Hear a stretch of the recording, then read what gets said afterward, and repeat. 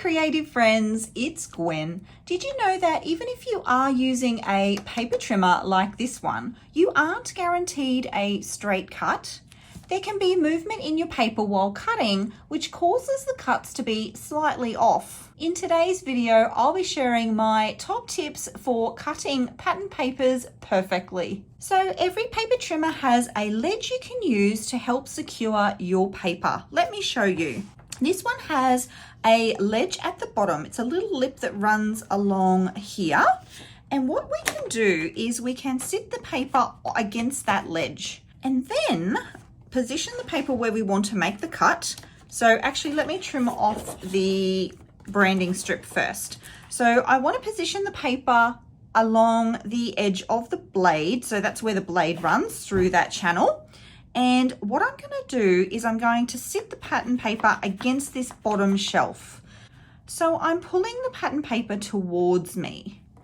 I'm then going to run my blade in that same direction. So I'm pulling the paper towards me this way, and I'm going to cut this way.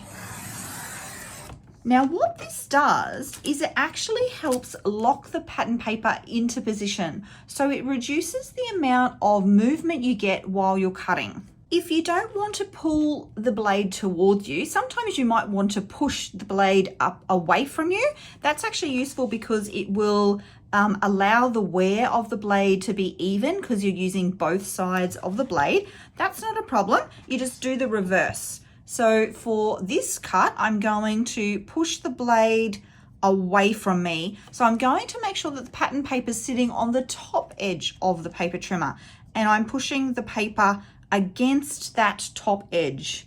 And then the blade will run in that same direction. What happens if you're pushing the paper up towards this edge and then you go to cut this way, see how that's opposing forces? That means that there's a lot more room for error. So yeah, to go the same direction will actually result in a much more accurate cut, a cleaner cut, and there'll be less movement. So I'm going to be pushing away from me towards, I'm pressing the paper up on that shelf away from me. And now my trimmer, my blade is cutting in that same direction. Okay, so we're actually cutting lots of the same shape for this pattern paper, and you might want to do that for other projects. Maybe you're cutting 2 by 2 inch squares and you want them all to be the same. Maybe you're a card maker and you're making a lot of bases that you want to be the same. Often when we measure and trim manually, so say we're going to make a 2 inch square, we measure to 2 inches here and we trim that, and we do lots of those, they can be out by millimeters, right? Because each time you go to measure, your paper could be there, or it could be ever so slightly there, or it could be ever so slightly there. So your squares are not going to be exact. I have a hack for that. Grab yourself some packaging. If it's slightly thicker, it's better, but any packaging will work. And say we're measuring a 2 inch square. I'm going to position my packaging at the point that I want to cut. I'm pressing it up against this edge so that I know that it is nice and straight. And then I'm going to grab some washi tape and tape it in place. Now you want to keep this edge open, so don't pop the tape there. Just pop the tape on this part here. So this is now going to act as our guide. So I've got this plain white piece of cardstock. I want to do up a grid design layout that's going to have a bunch of 2 inch squares.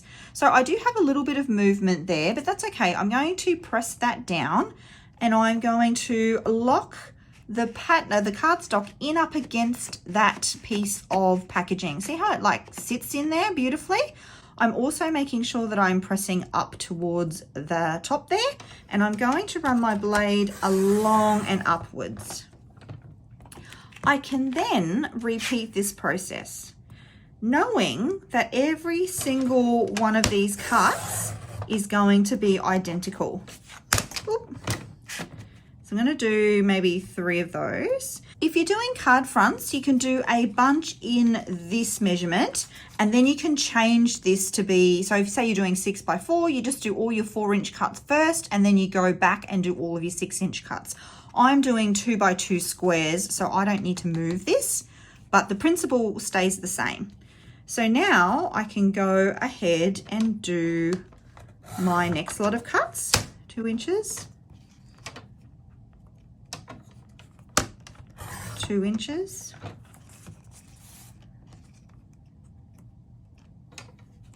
It's not only faster, but you'll see here in a moment that all of the cuts are going to be exactly the same. They're not millimeter perfect, they are perfectly perfect. See that? It's almost as if they were all cut at the same time. They are perfect because every measurement is off of this position here. There's no wiggle room there, right? So that's a really good way if you need to cut bulk sizes and you want them all to be identical. Another tip for you, when you are doing a lot of cuts, so say we're cutting apart this sheet, and say, for example, I am going to measure it as best I can, but then actually I'm going to make it out just a little bit to show you, to prove a point. So again, I'm pressing away from myself. So I'm going to run my blade away from myself to lock it into position. And now, oh dear, I've realized that I've cut it ever so slightly off. See how I've got like a very small amount there that I should have trimmed.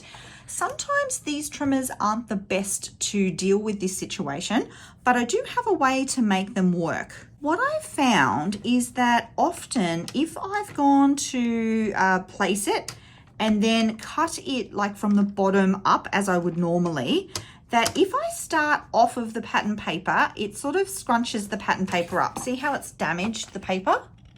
That's because I've started the blade off the edge of the paper, and it doesn't cope well with trimming such a small section of card.